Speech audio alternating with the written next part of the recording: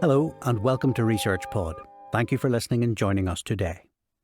In this episode, we will look at a review carried out by the Cedar Healthcare Technology Research Centre in Wales in the UK. Staffed by experienced researchers, Cedar is part of the National Health Service and has close links to Cardiff University. The centre works on a variety of projects, including carrying out independent evidence reviews to inform medical guidance published by the National Institute for Health and Care Excellence, or NICE. NICE recommends which medical treatments and drugs should be available to people through the NHS. The aim is to balance best practice in health and social care with value for money, in order to improve outcomes for everyone. NICE updates its guidance for medical technologies every 5 years. One of the latest, Guidance MTG 53, reviews an electrosurgical system used to treat lower urinary tract symptoms associated with an enlarged prostate in men. The condition is known as benign prostatic hyperplasia, or BPH. The plasma system, formerly known as TURIS and manufactured by Olympus Medical, was the subject of earlier guidance published in 2015. The new guidance updates and replaces the earlier guidance, recommending that the plasma system should be used for treatment of BPH when surgical intervention is needed.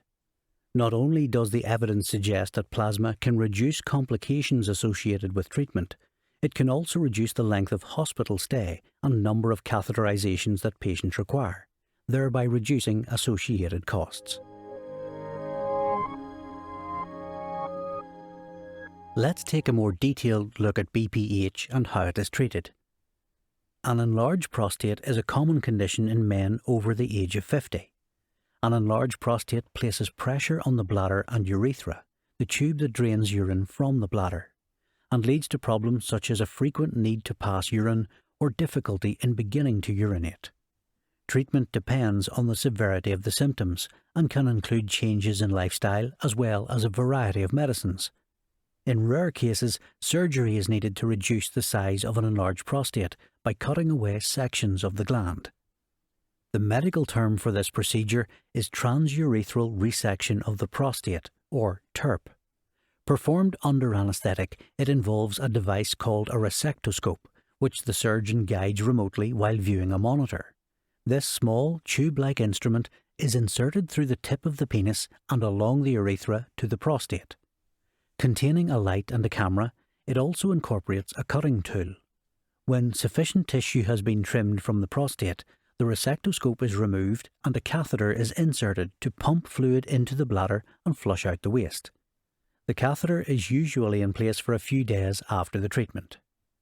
TURP is a well-established electrosurgical procedure, which has traditionally been carried out using a device called a monopolar resectoscope. Monopolar meaning that there is one active electrode, and resectoscope meaning a device used in surgical cutting or resection.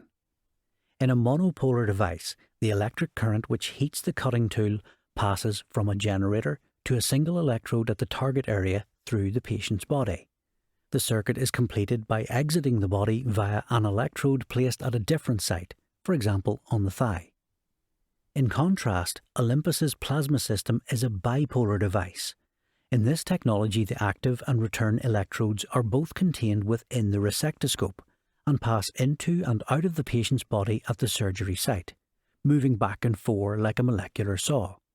A return electrode at a different site is not needed because a saline irrigation fluid conducts electrical current within the resectoscope.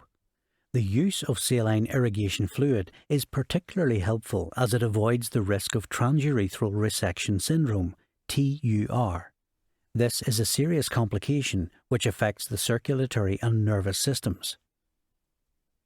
NICE's updated guidance on the use of the plasma system to perform TURP procedures first reviews the clinical evidence that Cedar gathered for its research.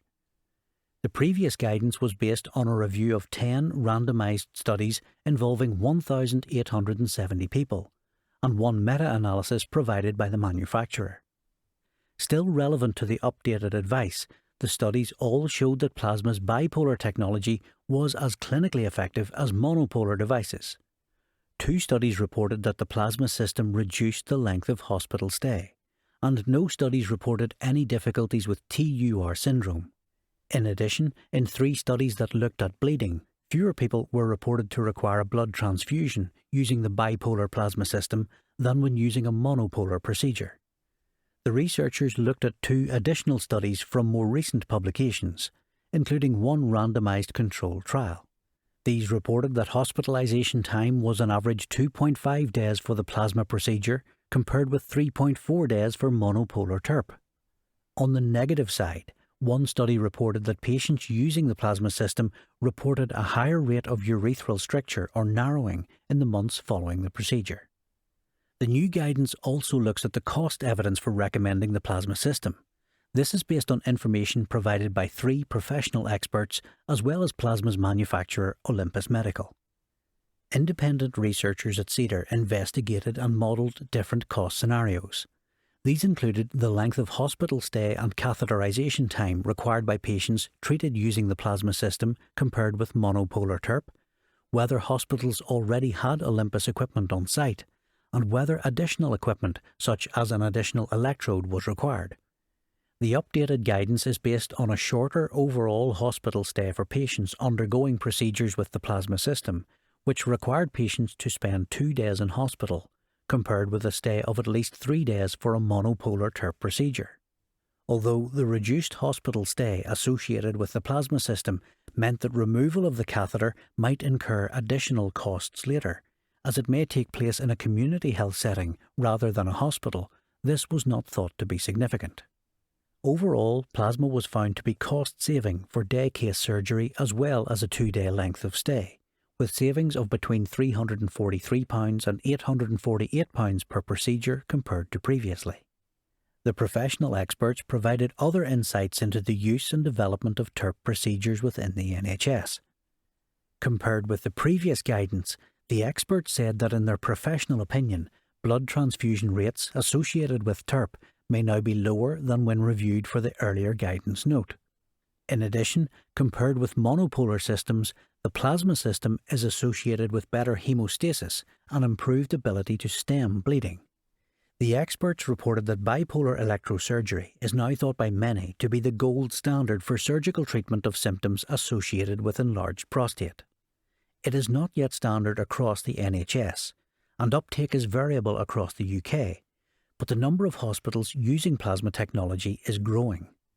According to Olympus Medical, 100 NHS centres were using the plasma system in 2019, compared with 61 in 2015. Cedar's update on the use of the plasma system to treat lower urinary tract symptoms associated with an enlarged prostate in men was reviewed by an evidence advisory committee at NICE. It found that evidence gathered for the earlier guidance note on Olympus Medical's bipolar TURP technology is still relevant, now that the system's name has changed from Turris to Plasma. Although one study raised concerns about urethral stricture, this was not the professionals' experience. As a result, the committee agreed that the plasma procedure is clinically effective. The committee also noted that evidence showed that, compared with monopolar technology, the plasma system reduces the risk of TUR syndrome and reduces the need for blood transfusion. Regarding cost, the committee agreed that the main reason for recommending plasma was the reduced length of time that patients have to remain in hospital. Although the plasma system is more expensive than when the original guidance was published, the committee still found it cost-effective, as it requires a day less in hospital compared with monopolar devices. Cost savings are even greater when treatment is carried out as a day case, for example in low-risk patients.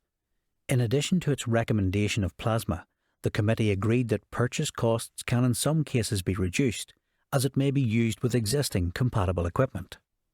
Dr. Knight highlights, the main benefits of the plasma system compared to surgery using monopolar devices was the reduction in catheterization and hospitalization time.